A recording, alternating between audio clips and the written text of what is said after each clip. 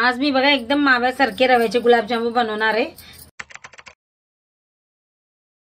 त्याच्यासाठी इथे मी अशी भरून वाटी घेतली आहे साखर, आणि आपल्याला ही साखर बघा अशी चिपचिपी करायची, चाचणीवाली नाही करायची।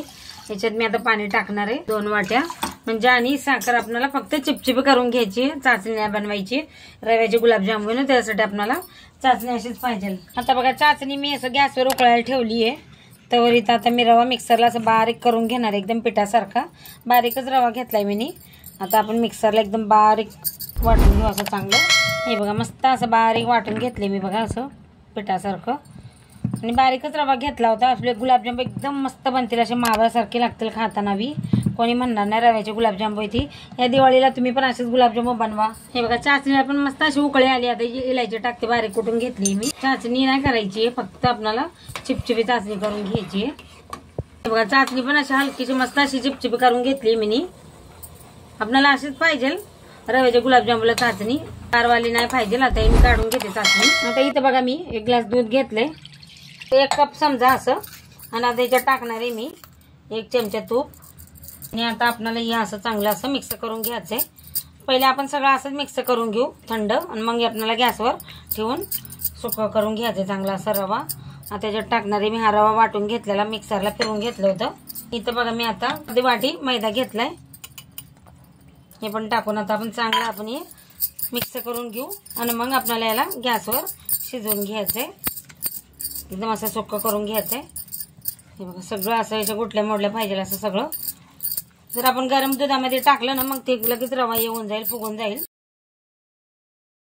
हे बघा चांगलं असं मिक्स करून घेतलंय बघा मी, दूध आणि रवा आणि मैदा। आता याला गॅसवर आपण कमी गॅसवरच असं गॅस कमीच ठेवायचा, आणि आपल्याला हे सुक्क करून घ्यायचंय चांगलं कोरडं पिठासारखं। हे बघा असं हलकं आता सुक्क झालंय बघा। आता आपल्याला पूर्ण असं सुक्क करून घ्यायचंय, रवा आणि मैदा एकदम पिठासारखं, आपण पीठ कसं मळून घेतो तसं करून घ्यायचं आपल्याला हे।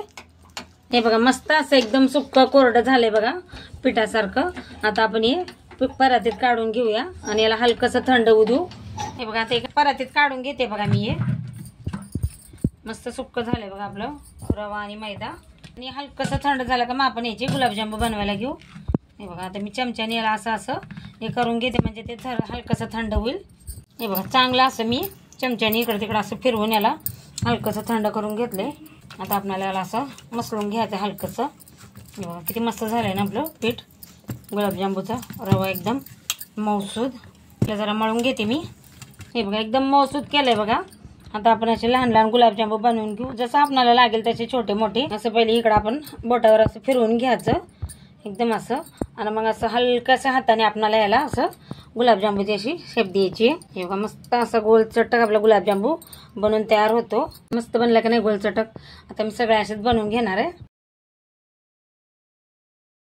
हे बघा आता 5-6 गुलाबजामुन बनवून घेतले, आता तळून घेते यांना मी। हे बघा इथं कढईमध्ये मी तेल गरम करायला ठेवले, आणि हलकसं तेल गरम झालंय, गॅस पण कमी केलाय।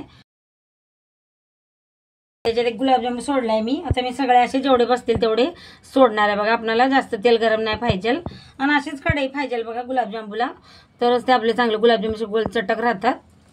आता मी 6 गुलाबजामुन जेवढे बसतील तेवढे याच्यात सोडणार आहे, आणि आपल्याला बघा लगेच हात नाही लावायचा गुलाबजामुनला, चमचा लावायचा नाही, फक्त तेल फिरवायचं आपल्याला असं चमच्यानी असं फिरवत राहायचंय तेलाला हलकसं, लगेच हात नाही लावायचा।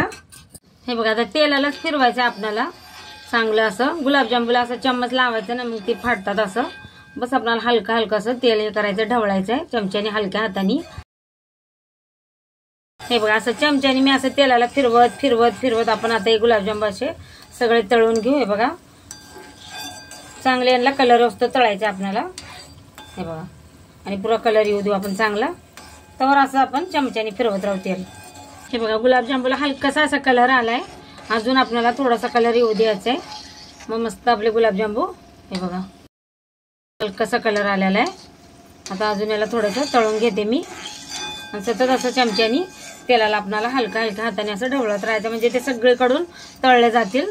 बघा आपण तळलेले तेलातून गुलाबजामुन काढून ह्याच्यात टाकू, तर चाचणी ना गरम पाहिजे ना थंड, नॉर्मली हलकीशी गरम पाहिजे, तो जाऊन आपले ते गुलाबजामुन मध्ये तर रस जाईल चाचणीचा। बघा मस्त असं तळून घेतलेत बघा, कलर पण आलाय असा बदललाय चांगला कलर, आणि आपण चाचणीचं सांगितलंय आपण गरम गरम चाचणीत टाकलं की गुलाबजामुन फाटतील मग। हे बघा आता काढून मी चाचणीत टाकणार आहे सगळे। हे बघा चाचणीमध्ये टाकला. आता दुसरे पण बाकीचे पण काढून घेते आणि ते पण आपण चाचणीमध्ये टाकूया. ती मस्त याच्यामध्ये अशी चाचणी जाईल असं आपल्याला, म्हणजे चाचणी गरम नाही पाहिजे. बघा आता बाकीचे मी सगळे असे तळून घेते. तवर ह्याला आता याच्यात राहू देते गुलाबजामुला. हे बघा किती मस्त बनून तयार झाले. एकच बारीमध्ये आपले रव्याचे गुलाबजामू. आता इथं बघा चाचणीमध्ये मी 2 तास ठेवणार आहे यांना. तर बघा असे दिवाळीमध्ये रव्याचे गुलाबजामू बनवा आणि व्हिडिओ आवडला तर एक लाईक नक्की करा.